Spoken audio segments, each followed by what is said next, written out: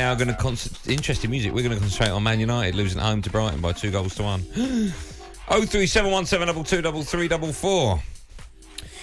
Benty. Where should we begin? Where do you want to start? Where do you want to start?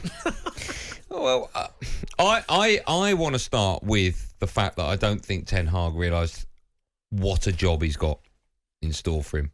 I don't think that Fred and McTominay are good enough for Man United if they want to challenge for the title. I don't think they're good enough for Man United if they want to challenge the likes of Spurs, Chelsea, Arsenal. Thank you. All right? Just mad. Just funny. When I watched the game, I haven't finished yet. Go on. Kick-off, and the players are walking out. I think it was Maguire first. Yeah. David Hare, great goalkeeper. But then it was like McTominay, Dalot, Fred. I looked and thought, oh my goodness, like, this is not Manchester United Football Club. Take nothing away from Brighton, by the way. That's the big thing. They exceptional. Were superb from start to finish. Yeah. Tactically. They really were. I mean, Caicedo, what a player he was, protecting that back four, his energy, his power. Solly marched done well, Lallana. Welbeck was rolling back the years. Welbeck, yeah, it was great. But it was one of them where it was so easy to see what they were doing. All they kept doing was Welbeck was on the shoulder. They kept sliding balls down the side of the centre halves, and you couldn't deal with it.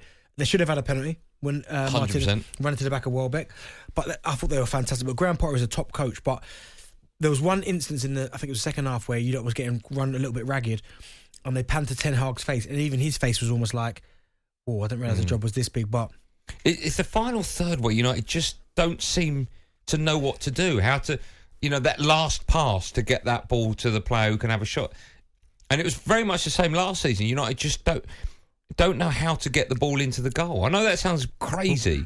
I mean, when Ronaldo came on, right, he gave us options, right? And it was the right decision to bring him on. I don't quite know why we didn't bring him on at half-time, while we waited 7 minutes to bring him on. I thought that was strange. What do you do with that, though, Ronaldo? Because he clearly doesn't want to be there. Oh, you've got to play him, right? But he improves United. United are a better team with him up front. And also, it's a focal point.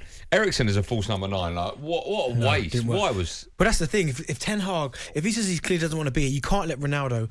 I don't care how good of a player he is, and he is a legend. He can't sit there and do what he wants, decides when he wants to play, when he wants to train. And do you know what I mean? He can't do that, right? No. He's got to abide by the rules as everybody else. Now, if he can't move, that no one comes in for him and he's got to stay, then Ten Hag's got to use him. I think you've got to use him, because of course he has. As much as it looks like he's undermined you, and you're having to kind of crawl back to him. Manchester United, right at this present time, don't have a centre forward. Martial had a good pre-season, but you don't know if you can count on him every single week. You've got a proven goal scorer there. If Ronaldo's fit or match fit, you're going to have to use him. Yeah, because he will get the goals. That's a problem at the minute for Manchester United. He will get you the goals. But it's what do you do in midfield? That's a big problem. Protecting the back four. Like Rashford and Sancho, they don't seem to be able to put consistent performances together. I mean, Rashford, I can't remember the last time he played really, really well. But I just don't think any United player knows what their job is. De Gea does. Keep it out the net. He does. And he tries. But even his the second goal... The body language. No, the save was a bit suspect. He pushed it back into... Yeah. I thought keepers always push it around the post, get it out. It was a bit of a weird one. Yeah, but that was strange. Right now, at the minute, he has got big problems, Ten Hag, because I couldn't tell you who Manchester United's best 11 are. Sancho, Rashford. Sancho started to get a bit better last season. That's not working. But Rashford seems like there's still the spark's not there. No. But I can't remember who said it, but someone said you look at Man United now, start the season, and it's like Martial through the middle. It's Scott McTominay and Fred. It's Harry Maguire. It's like what's he done that's different than the manager? Nothing. But you know, to me, he's brought a defender in, right? Yeah. Don't know. To me, too early to judge. It looked like two teams I saw at the weekend. It looked like one team had a manager giving them instructions, and they'd bought into them instructions. Every single one of them players knew exactly what they were doing. It almost looked like Ten Hag gave his team instructions for the first 5-10 minutes. They abide by those instructions, but then when it started to get a little bit tough for them, they just reverted back to type. And when I look at Manchester United, all of a sudden, I always look at the way that they play and what they're trying to do, like tactically. It's almost like they're relying on individuals to come up with something special to win them a game. Like, it's not like they can't play well as a team. Put the manager's tactics in what they've been working in all week, and then try and implement that on a Saturday and then win the game. It's almost like, oh, we don't quite know what we're doing here.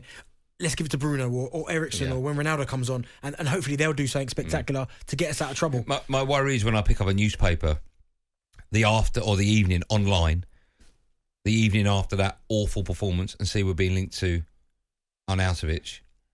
I mean, my heart sank when I saw that.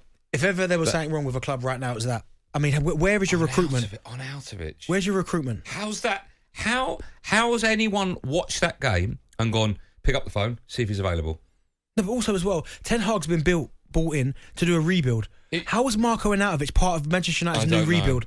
I don't know. It's almost like they're trying to get De Jong, and even that deal would worry me a bit now, because you finally, say you do eventually get him in. Yeah. Is that burning desire for De Jong to actually want to come to United? Because all signs to me suggest he doesn't want to go. Well, I think all signs suggest he doesn't want to leave Barcelona. That's a completely different story. Well, that means he doesn't want to go. So why are you still going ahead? Yeah, that's right. All in for a player that clearly doesn't want to be your football club as one.